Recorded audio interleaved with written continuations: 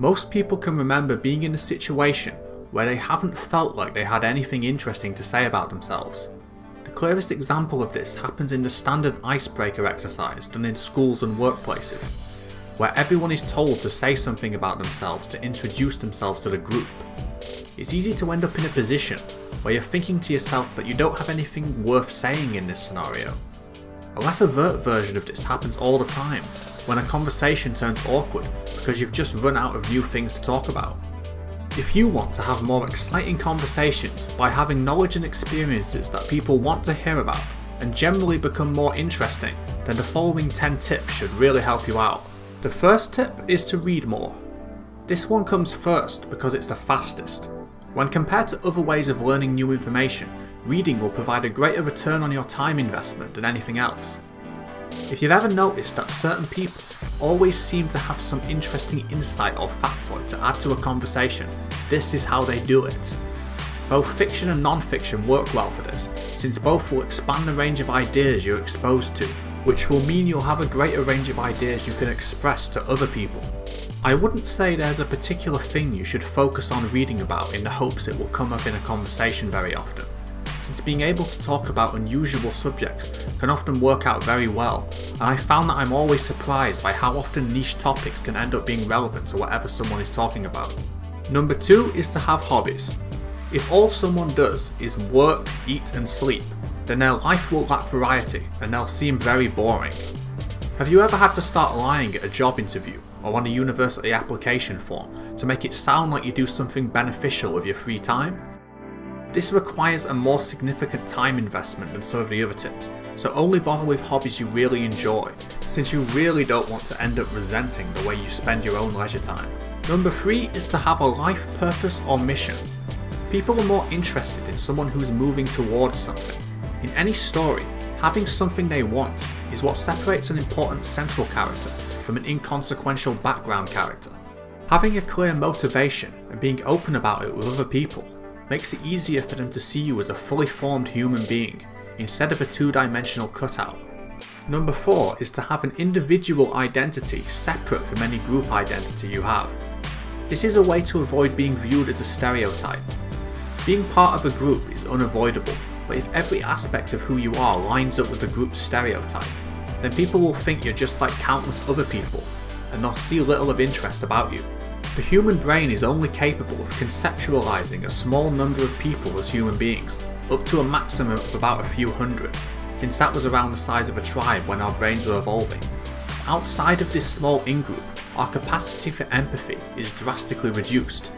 Since there are now so many people that the brain can't keep up with them all, we view outsiders using group stereotypes instead. Highlighting your individual traits is a way to make it into someone's in-group and to be understood in more depth. Tip 5 is to produce instead of just consuming. Way too many people define their entire identity based purely on the media that they consume.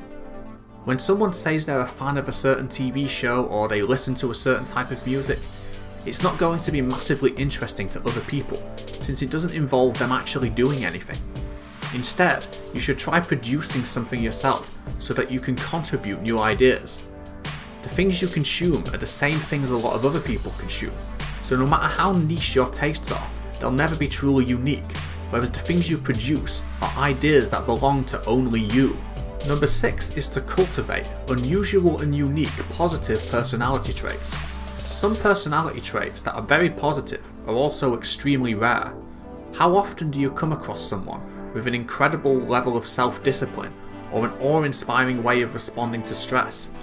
You should want positive traits just for yourself, but the way other people react to them can be a nice bonus. Number 7 is to be an optimist. People like optimism since it's a rare and very positive personality trait, though this trait deserves its own spot on the list because of its ability to make you seize upon new opportunities. Tip number 8 is don't be afraid to have controversial opinions. There are so many polarized points of view in the world that if you don't hold an opinion that some people will hate you for, it means you don't stand for anything at all, which is the mark of a very boring person.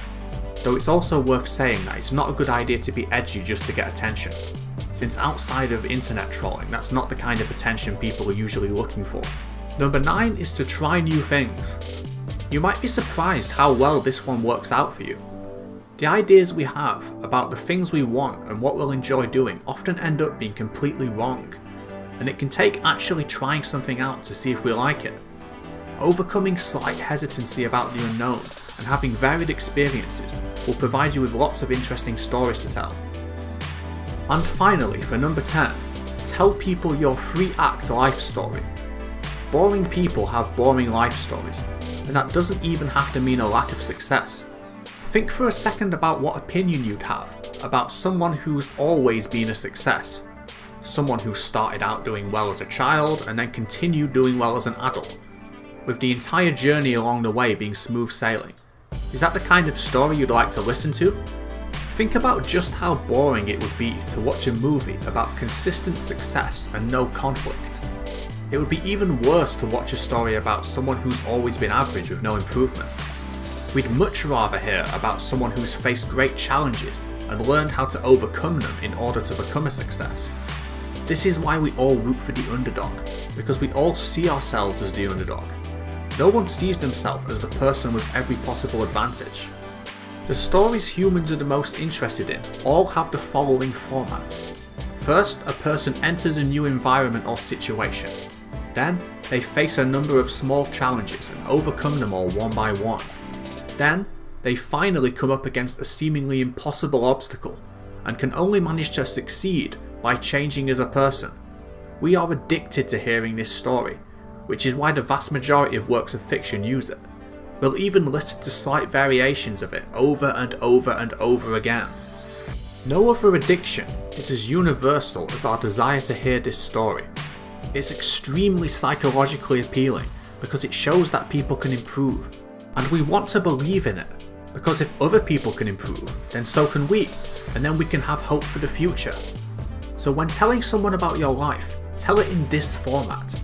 If you can avoid negativity and talk about the challenges you've overcome openly, people will appreciate the authenticity and have their own sense of optimism improved. Thanks for watching. I hope you enjoyed this video, and if you haven't already, then please subscribe to see many more like it. See you next time and have a great day.